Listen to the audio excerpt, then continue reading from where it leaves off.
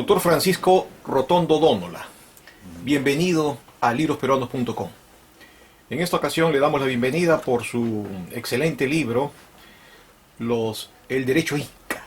Es un texto que marca un hito dentro del estudio jurídico del sistema de derecho de nuestros antiguos peruanos. La primera pregunta que concierne a este concienzudo libro es: su tesis fundamental es que sí existió el derecho inca a partir del surgimiento del Estado imperial. Es decir, usted se atiene al axioma: el Estado crea derecho por necesidad.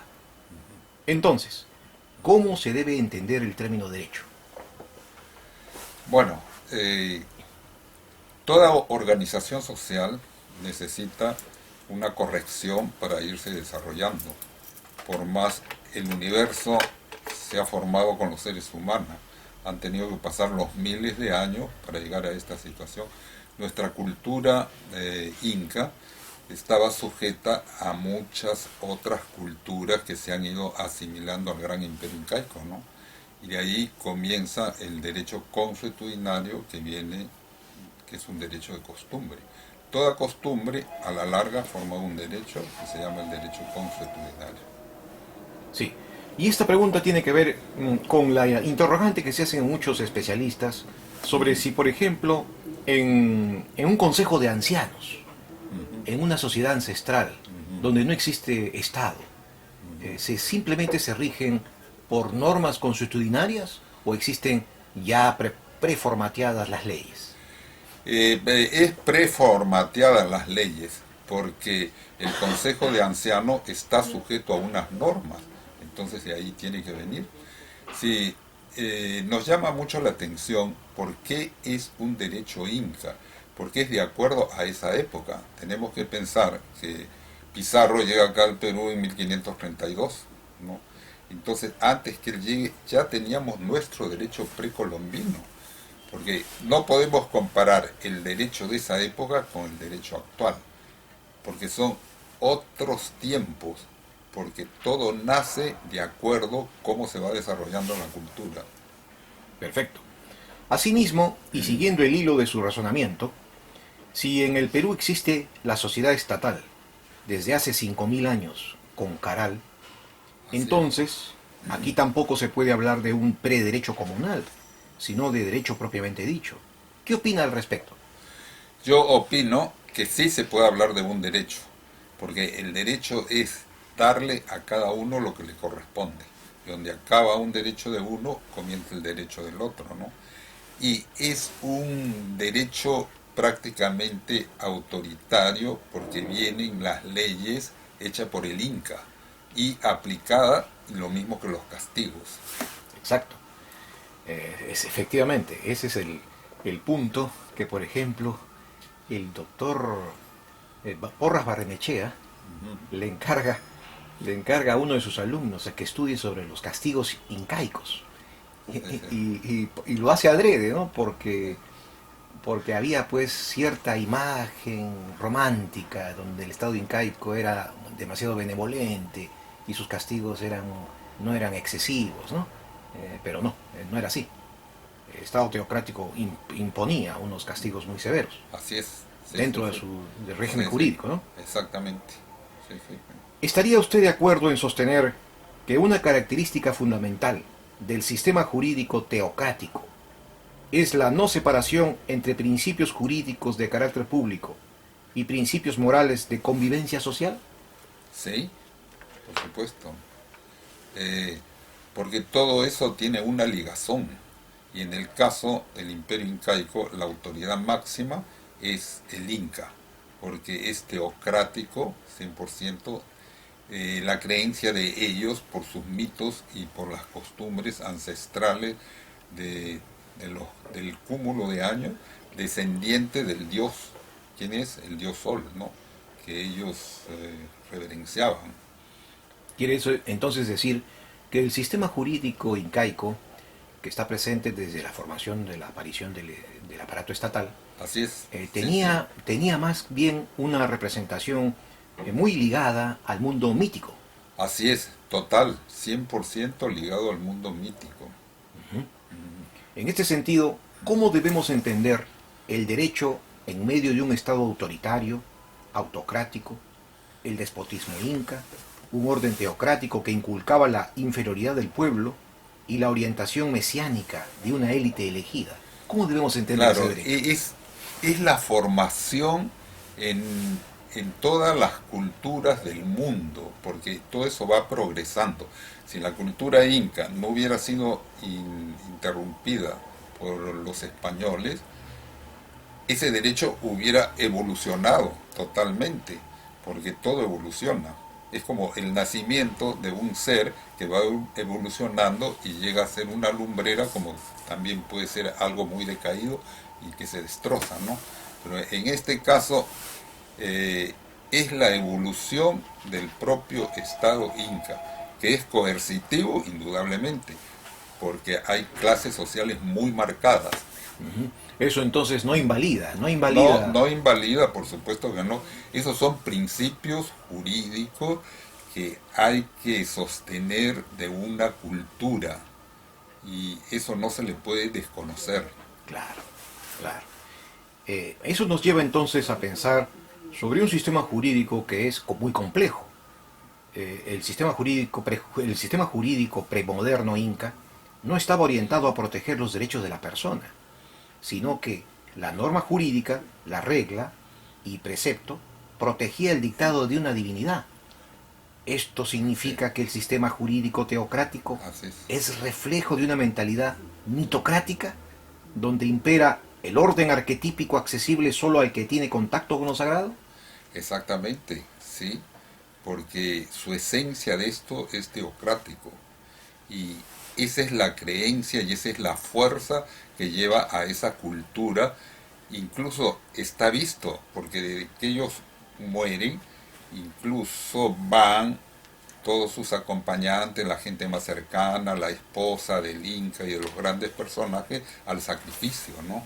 Y hay que ver que es un sacrificio un poco cruel, pero, y a veces algo atenuante porque le dan que beber para marearlo y luego con la coca hecha polvo se las ponen en la boca, ¿no? Claro, Pero esa es la forma, esa es la cultura, esa es la época. claro. Sin embargo, eso no desmiente la perspectiva del Inca Garcilaso de que nuestra civilización incaica no era una civilización sangrienta.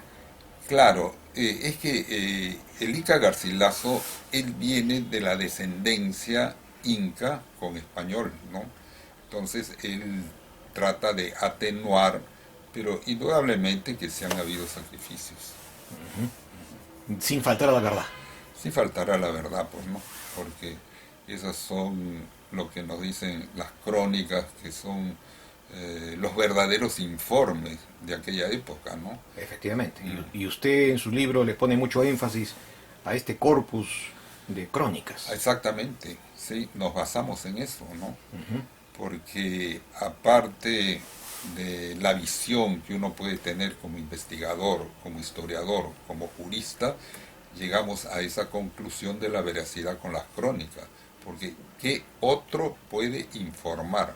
Aunque pueda estar distorsionada por X motivo, ya sea por apasionamientos de raza o por cierta ignorancia, como un acompañante de los ignorantes que estaban con Pizarro, pero de todas formas evocan lo que ven, aunque sea por una emoción.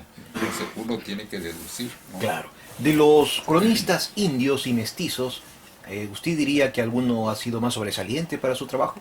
Sí, Guamán Poma de Ayala, aunque es un poquito posterior, pero muy contundente, porque él también reclamaba ciertos reconocimientos al rey de España, que dicho sea que en su momento dado ni le llegó su libro, sus crónicas al monarca, ¿no? Efectivamente. ¿Usted estaría de acuerdo, doctor Rotondo, en que las grandes reivindicaciones de los cronistas, sobre todo indios y mestizos, iban por el reclamo de un Estado justo, frente a un imperio español que imponía un Estado poder, sobre todo, a pesar de que la ley de Indias llegó a tener tres versiones? ¿Estaría usted de acuerdo en pensar de que aquella reivindicación de los cronistas incas y los cronistas indios y mestizos por un Estado justo no solamente tiene raíz neoescolástica y española, en el mejor sentido, sino también tiene raíz incaica?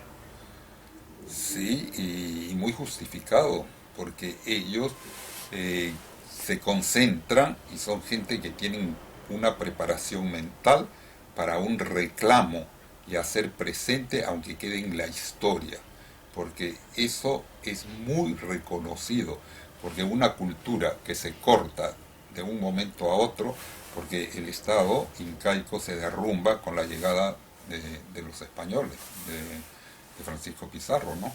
Que llega a la plaza triangular de Cajamarca un 15 de noviembre de 1532.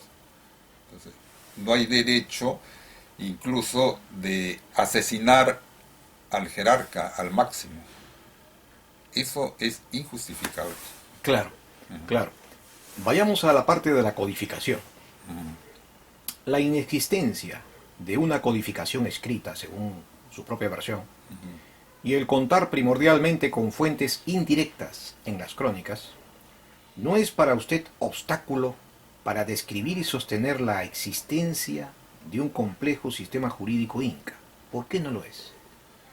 Eh, Usted me dice que el complejo jurídico inca viene de sí mismo, porque el derecho romano tampoco lo podemos comparar con el nuestro, porque ya era un desarrollo otras épocas, otros momentos.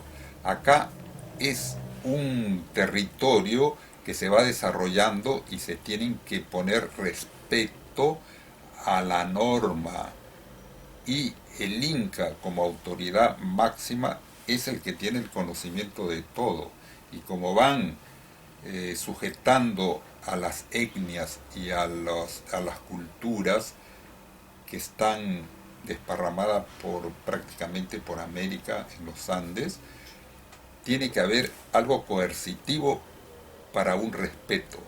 Y eso es el nacimiento de un derecho, aunque sea coercitivo. Claro. Usted también comparte la tesis sobre la universalidad jurídica, Por supuesto, claro, ¿no? sí, sí, sí. Y basada en Sí, una etnología y sociología del derecho. así es, sí, sí. Con ello, usted rompe el criterio eurocéntrico de la inferioridad de civilizaciones y culturas ágrafas. Exacto. ¿Equivale esto a una postura no eurocéntrica, a un etnoderecho universalista? El derecho está declarado universal, y desde aquella época, nada menos por el gran sociólogo francés Gabriel Letardet. Y es así, porque el mundo, y estamos reiterando prácticamente, viene al desarrollo.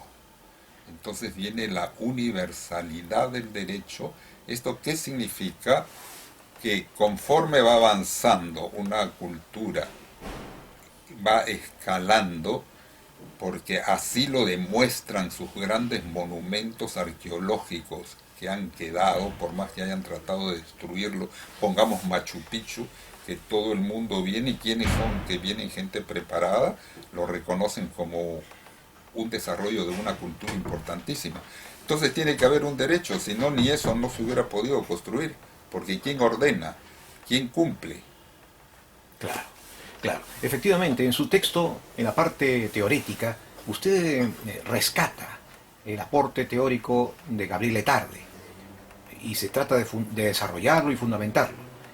Esto significa entonces que el énfasis que usted pone significa que en nuestro medio cultural y jurídico las tesis eurocéntricas que niegan el carácter jurídico del sistema normativo inca están vivas. Por supuesto. ¿Qué es lo que pasa? Que se agarran de una cultura ágrafa, pero la forma es la aplicación de la norma, que es hablada y reconocida por los consejos de ancianos, y viene a ser una tradición que se transmite. Pero no olvidemos que también están los quipus, ¿no? que demuestran la parte decimal. Eso no se puede desconocer bajo ningún aspecto. Que sea ágrafa, eso no importa. Lo importante es que se aplica la norma llegando a la ley de la época y hay un reconocimiento. Efectivamente. Usted acaba de poner un punto muy interesante en el debate, porque creo que estaría de acuerdo en coincidir de que el carácter ágrafo todavía hasta el día de hoy se discute. Las investigaciones que vienen de diversas especialidades todavía están tratando de explicar que los tocapus y los quipus no solamente hablan de cuestiones meramente artísticas, estéticas o contables, sino que también tienen un carácter narrativo y por diversos documentos y diversas crónicas. ¿Estaría usted de acuerdo entonces también en no dar por cerrado el debate sobre la existencia de escritura en la civilización incaica? No, es muy probable que con el transcurso de las investigaciones comiencen a aparecer signos. Habría un cronista Montesinos que afirmaba en aquella época que decía que sí habían signos de escrituras del Imperio Incaico, ¿no? Habría que seguir con esas investigaciones para ver a dónde están, ¿no? Dígame, doctor Rotondo, ¿y en qué medida, si se ratifica esta tesis de la presencia de escritura en el mundo incaico, ratificaría su tesis? Ah, por supuesto, claro que sí, porque de todas formas allí tendría que estar figurando, ¿no?, los principios de una existencia y de un respeto que viene a llegar lo que es hoy día el derecho. Perfecto. Porque, Sí, sí. mire, en toda cultura, ¿ya?, desde el inicio, desde los miles de años atrás, tiene que haber un principio de un jerarca, de un derecho, y se va formando la comunidad. Sino como, y negarle un derecho al imperio inca, eso es inverosímil, ¿no? es inverosímil. Claro. Además, este trabajo no es un trabajo de un año ni de 2 años, este es un trabajo de 20 años, que se viene fichando, porque yo he trabajado con la doctora Ela Dunbar Temple en la Cátedra de Instituciones Jurídicas Peruanas, ¿ya?, para poder fundamentar. Y estos eran trabajos que yo mismo con la doctora le otorgábamos a los alumnos. A ver, hable usted sobre las clases sociales, el derecho inca, ¿no? Y que se destaca tanto en el caso del derecho penal inca, ¿no? Efectivamente. Entonces, La doctora de la tumba tiene sí, investigaciones de mucho sí, valor. Mucho valor, muchísimo valor. Una gran maestra. Una gran maestra, sí. Sí. Dentro de su bibliografía, que es muy enjundiosa, muy rica, encontramos tantos fuentes extranjeras como fuentes nacionales. Aparte de las crónicas, ¿usted mencionaría alguna investigación contemporánea de valor de índole peruana? Sí, hay muchas tesis, las investigaciones que recomienda el doctor Porras Barrenechea en sus fuentes históricas, que es una bibliografía fundamental para poder encontrar los datos, ¿no?, que uno busca y requiere, ¿no? Eso es muy, muy, muy importante. Para ratificar la comprensión de su tesis, ¿por qué el derecho inca no es un prederecho, ni un derecho en ciernes, ni es un derecho consuetudinario? ¿Solamente el Estado convierte la costumbre en ley? Así es, el Estado la convierte en ley, porque es la época y es la autoridad máxima, que es el Inca, de gran respeto en todo el territorio, porque los súbditos ni siquiera lo podían mirar a la cara, ¿no? Claro, claro. De ahí se No deduce. podemos negar, si un Estado está formado con esa consistencia, eso se va desarrollando con los siglos. Si es así, entonces, la naturaleza de su tesis, ¿usted estaría de acuerdo en extender la existencia de derecho mochica, derecho tiahuanaco, Sí, sí, sí, sí. y así sucesivamente, Exactamente. hasta Sí. Caral? Así es, por supuesto. Claro. Finalmente, doctor, el hombre moderno no ha logrado ser feliz con los modernos sistemas jurídicos ensayados. ¿Cree usted que solo queda volver a la valoración metafísica arquetípica de la existencia humana del hombre premoderno para conseguir la otrora seguridad y felicidad que tenía el hombre premoderno durante el Incario? ¿Cuál es la solución? ¿Cuál es la salida? Mire, esa es una pregunta que tiene muchos ángulos para poderla contestar, ¿no? Porque el premoderno tampoco estaba sujeto que ese era el fin, estaba buscando más cosas, los máximos para llegar a lo divino, para ahí quedarse y para una eternidad. El hombre nunca llegará a contentarse ni a estar satisfecho con las cosas que consigue. El único que puede conseguir todas esas cosas es el ser divino. Y hasta los incas lo demostraban. Y finalmente, doctor, eh, ¿cuál es el aporte, según usted, básico y esencial de su investigación? Mi aporte es para sentar las bases que sí existió derecho en el Imperio Incaico. No es una imposición, porque toda investigación puede renacer y buscar y llegar a los signos que tanto se han negado a nuestra propia cultura. Con el tiempo y con los siglos podrá aparecer como una estrella de luz diciendo tal cosa se ha descubierto. En nombre de librosperuanos.com le agradecemos infinitamente esta gentileza.